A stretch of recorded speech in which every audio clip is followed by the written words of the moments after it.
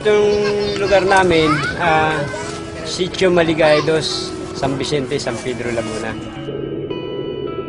Siyempre, alam mo naman, ganitong lugar, squatter area, tabing release, dikit-dikit ang bahay. Madilim talaga rito sa lugar ko na to. Wala kami dito sa loob, lagi kami sa labas. Nadadapa kasi madilim, yung dadaan mo, hindi mo alam, may nakaharang. Tutulog na lang ako, wala ilaw eh.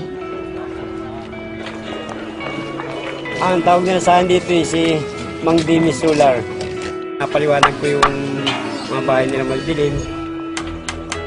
Bubutas ka ng yero, lalagay mo yung bote, lagyan mo siya ng sealant, bago lagyan mo siya ng tubig na mineral, lagyan ng sunrops.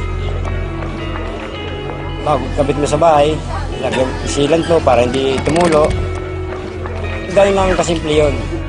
Dati yung ganito, ito kadilim nung bago pagkapitan. Ngayon, nung kapitan ko na, ito na ang liwanag niya. Yan ang liwanag.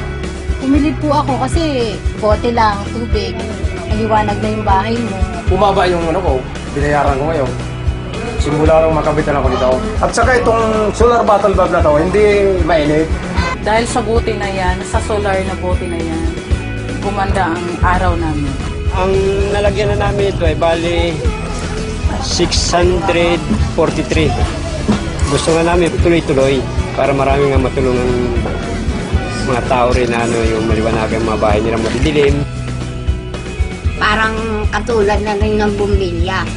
Dati natin nakakalimutan at pakinabangan na ngayon.